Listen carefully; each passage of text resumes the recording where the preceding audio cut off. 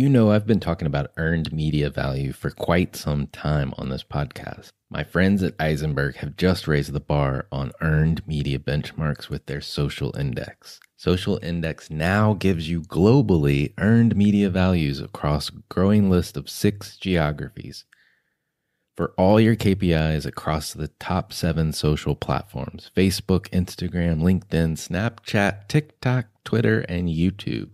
You can now visualize these values for deeper analysis, and they have a look-back window over 2 years of historical comparisons. Social Index is updated daily. Don't get stuck with old data. Over 1,000 companies have used the Social Index to understand the ROI of their social campaigns. And if you work with a social agency, you should demand they incorporate earned media values into your reports. Get your earned media value for social content. Visit earnedmediavalues.com/Alan. Again, that's earnedmediavalues.com/ALAN. If you're a marketer or business owner, you already know TV advertising is a powerful channel for business growth. It's also a solution for businesses frustrated by digital marketing's rising cost.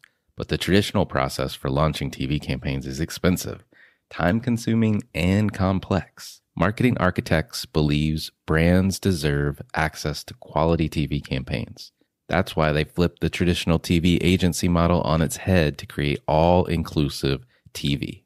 With all-inclusive TV advertising, Marketing Architects invest their own money to produce, analyze, and optimize your TV campaign. All you pay for is media. This means you get top-tier solutions for every piece of your campaign, but without the dramatic price tag, setting you up for rapid growth at an extreme cost advantage. In fact, all-inclusive TV is so revolutionary, they wrote a book about it. If you're a marketer, business leader, or interested in the TV advertising industry, you'll want to grab a copy of All-Inclusive TV, How Booming Brands Are Reimagining TV Advertising. Read how other brands use TV to transform their businesses and how you can do the same. Go to marketingarchitects.com/book to get your free copy today. Again, that's marketingarchitects.com/book. For all of us, it's about predicting where the consumer is going and getting half of it right. One of the things we want to do is create ads that don't suck. Embracing change creates great possibility. I'm Alan Hart, and this is Marketing Today. Today on the show, I've got Jordan Rost. He's the head of ad marketing at Roku. And he and his team help marketers understand the shifting media behavior, as well as reimagine how to advertise and storytell within the streaming environment. And prior to joining Roku, Jordan held leadership roles at Google, Nielsen, Adaptly, and Accenture.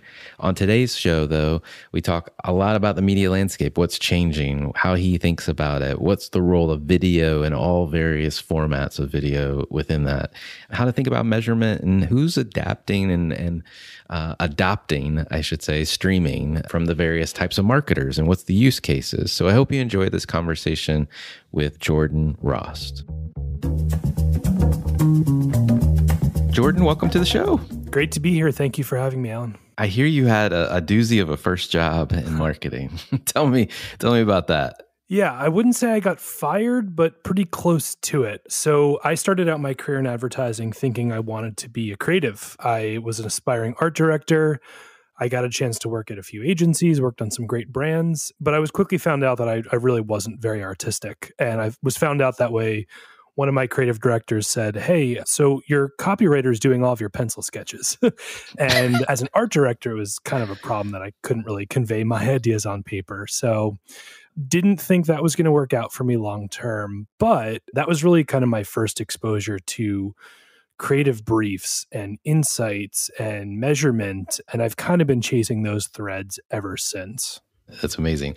Not only because it was a bad experience, but you learned from it and you got early exposure too.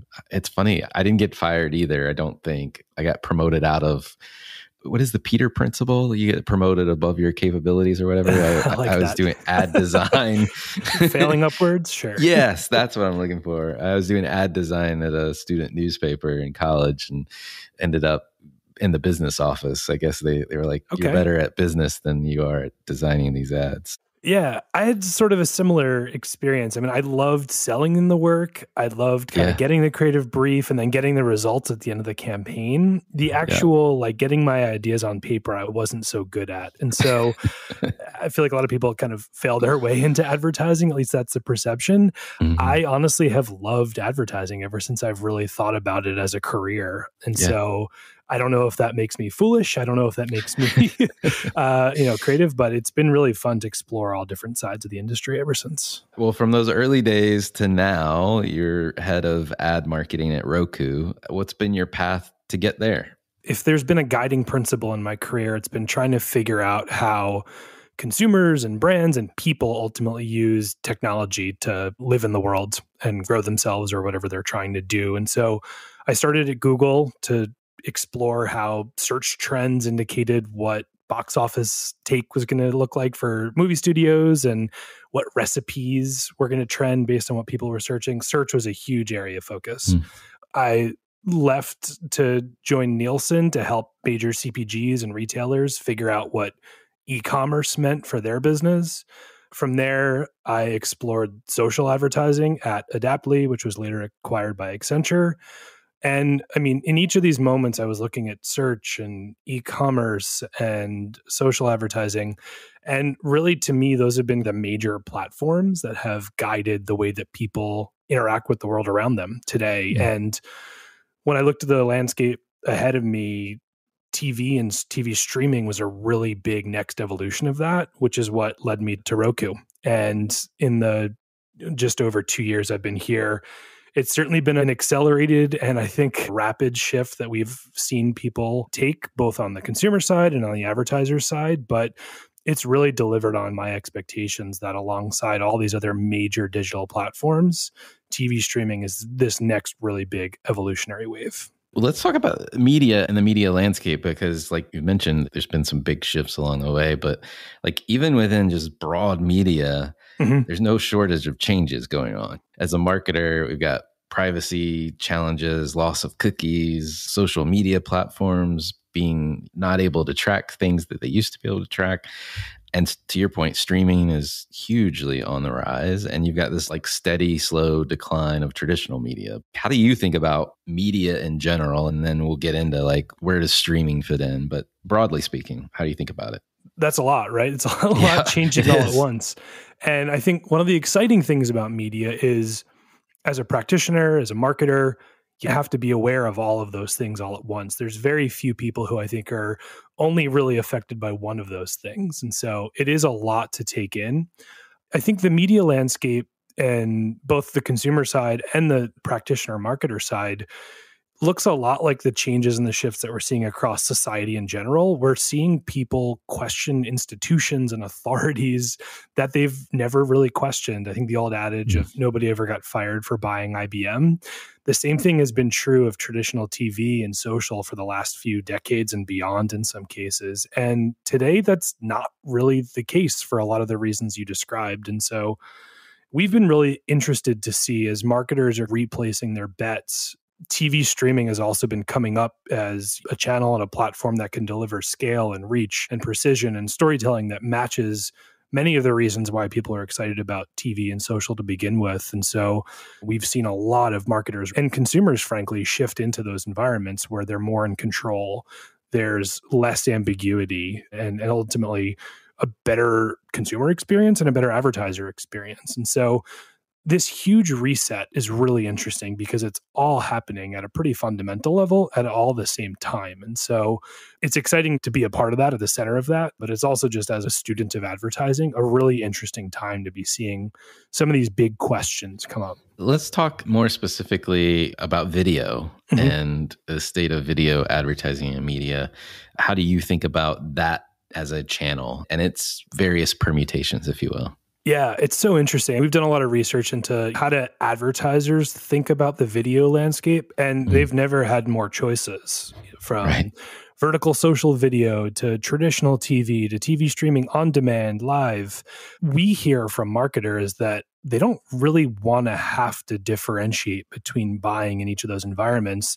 They have an audience, they have a message, they want to deliver that message in the right format that respects the value of each of those channels. But ultimately, if you've got a story to tell and you've got an audience to tell it to, they want to think about how to make that connection as frictionless as possible. And so in a lot of the ways that we look at it, some of the traditional delineations between what's traditional TV and linear TV and streaming TV, a lot of those are breaking down. We see this in the Roku channel, which started as largely an on-demand ad-supported environment. One of the fastest growing areas of the channel is in live ad-supported streaming TV. And so I think from a marketer's perspective, and it really orients around the consumer perspective, consumers are moving fluidly between all these environments, and marketers are really being forced to think about their storytelling and across all that in a really fluid way, which is exciting, but it gives marketers a lot more to think about. To your point, as a marketer, I just want it to be easy, and it's probably not going to be easy for a while, just given all the choice that we have available to us. Streaming seems to me to be inherently measurable with the right partner. And given that fact, I can see it being kind of a natural performance or digital marketer's dream or add-on or extension, if you will, of their capabilities. Are you seeing that type of move as well? Or are those the first movers, if you will, into streaming? Or do I have it wrong? I might have it wrong. No, I think it's one of the fastest growing parts of the marketplace that we see. And exactly for the reasons you described. TV streaming is a more measurable, precise, dynamic environment that's in some ways the best parts of the TV ecosystem and the digital ecosystem combined. And so a lot of performance marketers rooted in social and Facebook and other platforms like that are following audiences to TV streaming.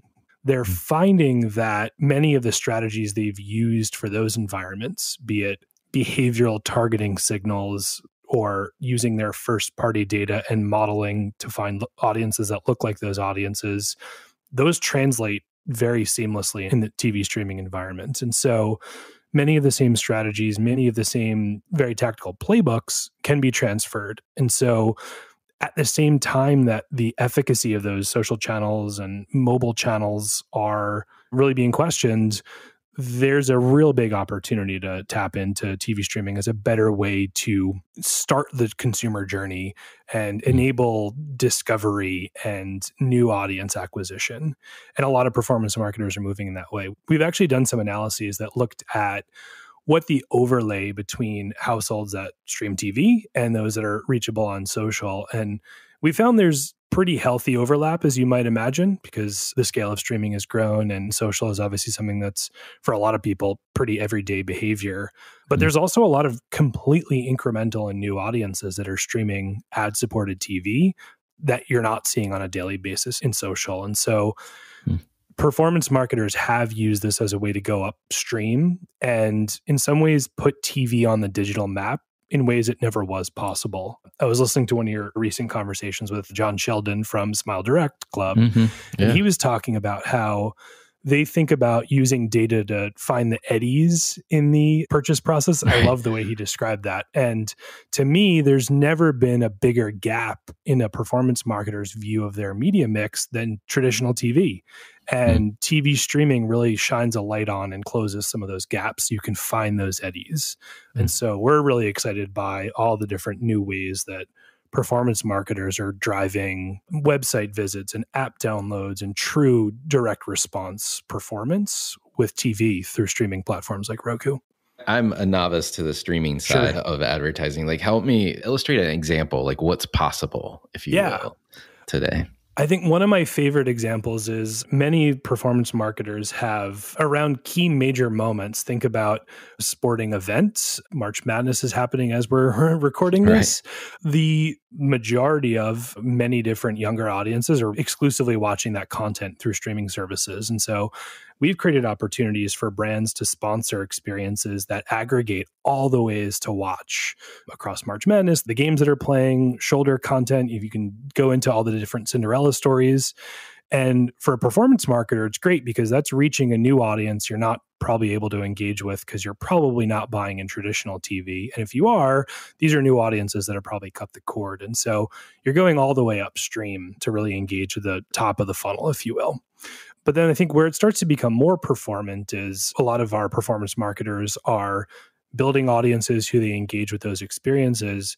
They're re-engaging those same audiences on mobile devices where they can directly put them into an app download experience or get them onto the mobile website where they can convert.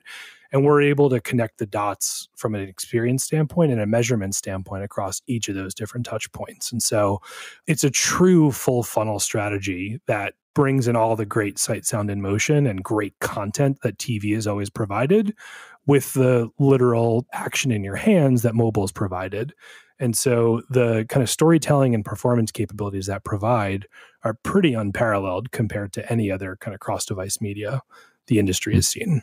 That's pretty cool. I like the examples you used. How about the traditional, linear TV planners? Are they coming as well now, or still holding back? I would say much of the connected TV ecosystem and the TV streaming market really started from a place of an advertiser buying into traditional linear TV and extending the reach of those campaigns with TV streaming to households that are cord cutters or light TV viewers. And so when you asked who is the core first movers, I think TV buyers really were some of the first movers into the space. I think what's changed is, obviously, we still can deliver incremental, new, unique audiences compared to the traditional linear TV. But I think the big flip that's happened over the last couple of years is streaming has become the primary media buy for TV buyers. Our research said that 2 in 5 buyers last year planned their upfronts with streaming outlets ahead of traditional linear TV outlets. And we think that'll flip this year to become the first real streaming first upfront. And so whereas it may have been something that filled in the gaps or provided a couple of percentage points of incrementality because of the precision, because TV streaming helps reduce waste and ultimately is a better ad experience for consumers, many TV buyers are starting to plan first in the streaming environment ahead of traditional linear TV. That's interesting. And I mean, upfronts are upon us. Yes. How does this change your approach to going into upfront season and also, I guess, the marketers, more importantly? We think there's a bright and vibrant future for upfronts because it ultimately reduces risk for buyers. Our approach to upfronts, because we are a digital platform at our core, has always been still enabling some of that knowability and control, but still enabling agility and flexibility. And so, especially over the last couple of years, especially over the last year in particular, so many brands have said, hey, our plans need to shift. Markets are opening and closing, supply chain shortages have hit. And so the agility we've been able to provide while still also enabling them full visibility as to what their plan for the year is going to look like has been, I think, really well received. And so we think the future of the upfront is going to require it to still maintain a lot of that agility and flexibility. Yeah. I think some of the biggest changes we're starting to see even this year is with an eye towards getting more kind of niche and specific. I think the promise of TV has always been tapping into those universal moments that everyone experiences together. Increasingly, we're seeing TV buying happening in a more kind of digital way. And I think a good example of that is a lot of the major consumer packaged goods companies that we talk to, their audience is anybody with a mouth. And so they've taken that very broad approach initially to buying TV streaming, and a lot of that's changing. We're seeing a lot more, I think, behavioral, a lot more narrow views of different audiences being applied to the upfront buying and planning process. And that's, I think, a pretty big shift. And I think the last thing I'd say is the performance marketers, they're buying and planning and ultimately optimizing against real performance outcomes. And so for some brands, that is a guaranteed audience that they're reaching, an incremental one at that at times. For others, it really is actual performance outcomes, be it e-commerce transactions or app downloads or things like that. And so, again, the delineation between brand and performance advertising streaming blurs that in a very big way. And I think that's to advertisers' benefit because they can still get the reach and the impact that TV is always enabled, but tap into the measurability and the optimization that digital has always provided. It's interesting. I like the use cases in particular. Like if I think about CPG, to your point, like if I'm selling toothpaste, right? Yeah, it literally is anyone with a mouth. But if I'm selling diapers, now targeting, finding the X% of the population that's in that stage of life is hyper important. And I know behind the scenes, they've got their own data strategies as well in terms of trying to build out what they know about households in the US, which just further, I think, precipitates that look towards an avenue like a streaming that can help connect the dots. Like, I know this much about these households. Right. Can you help us target them specifically? Yeah. And I mean, even toothpaste is a really interesting example. There's natural toothpaste that may appeal very differently to a more conventional flavor of toothpaste, or my kids are big fans of a unicorn colored toothpaste. And so similar to diapers, I think you're getting a much more kind of specialized version. I mean, what we've seen, so we have a partnership with Kroger that enables advertisers to tap into, just as an example, their shopper data about what people are actually buying. And so we can bring that directly to TV to say, we know that people are buying in the category, but they're maybe buying a different brand from, name your favorite toothpaste brand. And so not only are we really getting pretty near to closed loop attribution, but we're actually able to get really creative with the different audience appeals that you can make on the biggest screen in the house with all of the sight, sound, and motion capabilities that TV has always provided. Well, now you're speaking my language, because the way to get a brand to grow is to go find those light users, those occasional buyers, right? And really try to drive that conversion to my brand versus the competitors. And that's always the data that we don't have available to us, right? We don't necessarily, the retailers know, they know who's buying what. But to your point, if you've got a partnership that blends those two together, now I see the power of going and finding those growth opportunities for my brand. That's awesome. Definitely. And I think we think of our opportunity as we're able to build behavioral signal around what people are watching and use that to inform audience strategies, just the same as performance advertisers or digital advertisers have been doing for years on the web.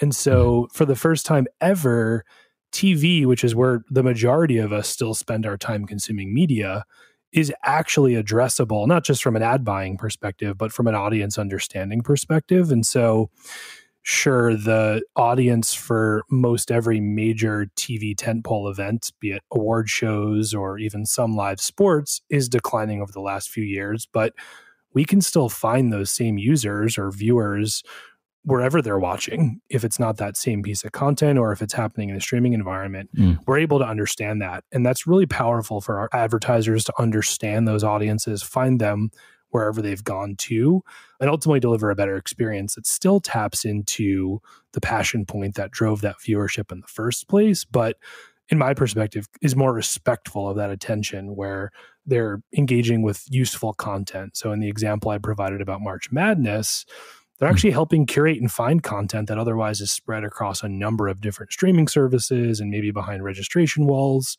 So ultimately, brands are the ones who I think are best utilizing streaming are providing value and making the actual consumer experience of watching content on TV better. I have an interesting question to ask, and I don't know if this is the right question to ask you, but we'll try. We'll see.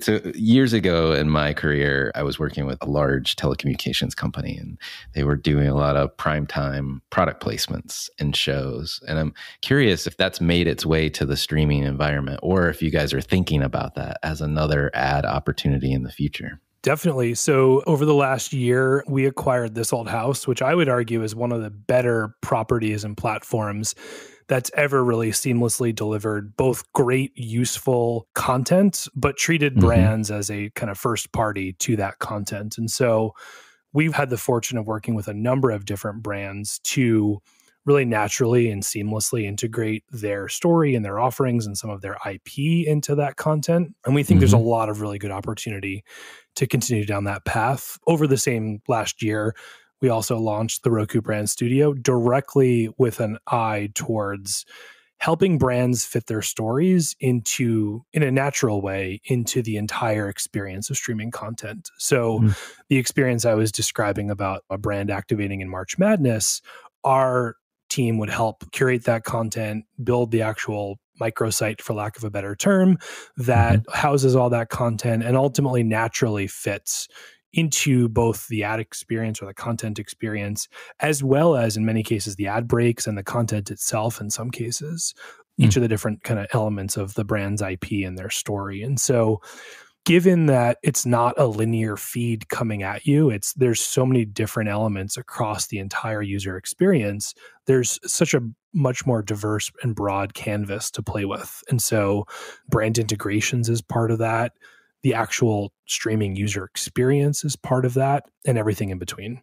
That's a lot of options, a lot of tools in the toolkit to try to play with. Well, this is fun. Thank you for coming and telling me more about like streaming and how the media landscape is changing, what's happening in upfronts that are just about to happen. Yes. One of the things we love to do is get to know each person that comes on the show a little bit better personally. And in that note, I want to switch gears and ask you my favorite question to ask everybody. Sure. Has there been an experience of your past that defines or makes up who you are today? Aside from failing at my first real job? Yes, exactly. Well, I mean, I'll go back to my first actual real job, which was through most of the summers. I can't remember if it was pre-high school, which may be getting me into trouble, or just certainly during high school. I worked at a tennis shop. I was a tennis player growing up, and my father has always impressed upon me the need to work your way through life and appreciate hard work and earn your way. And so while at the time I didn't love having not the ability to go to camp and go do things that my friends were doing that were a bit more fun, I actually really enjoyed the process of working my first retail job. I got a chance to learn how to string tennis rackets and all stuff like that. And I got free equipment, which was great for my tennis habit. But I think more than anything, it was just kind of an appreciation for hard work and working your way through life. Well, if you were starting this journey all over again, what advice would you give that young high school tennis shop worker?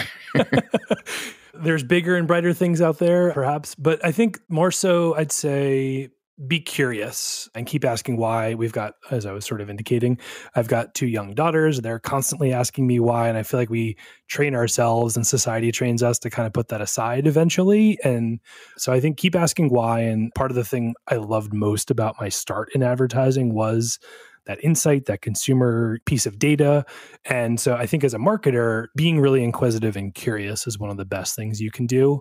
My wife also works in leadership and organizational development and change. And she's always saying the best leadership trait you can possibly ask is ask better questions. And so I'm always striving to ask good, powerful questions. That's really good advice. What topic do you think marketers need to be learning more about? Or maybe it's something you're trying to learn more about yourself? A lot of our conversations are about incrementality these days. So I talked about kind of the performance impact on TV buying. I think most performance marketers have honed their chops about, rather than worrying about the right way to measure or attribute their performance, really if they can tease out what did my advertising or marketing or whatever the strategy is do to drive net new audiences or outcomes I wouldn't have otherwise had.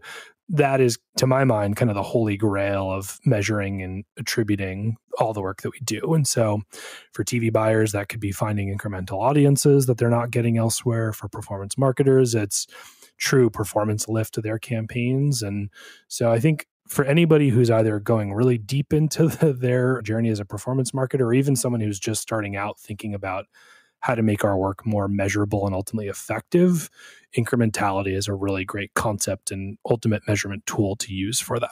Yeah, I agree. And I think it's become even more important nowadays with all the other changes that are happening in the broader media landscape, the cookies going away and things like that make it harder to say this came from this channel, so to speak. But honestly, I think it's probably better in many regards because I think we were way too dependent on that attribution component, if you will. And I think there was probably a lot of misattribution in many cases because one technology was better than another at claiming credit.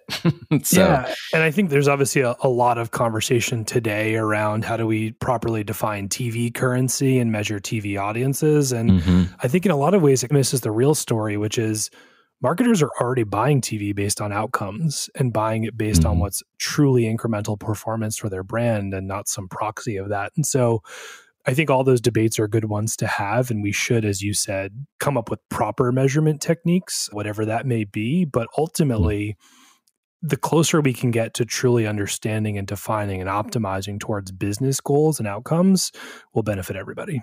Yeah, no, agree. On the personal note, are there brands or companies or causes that you follow or you think other people should be taking notice of?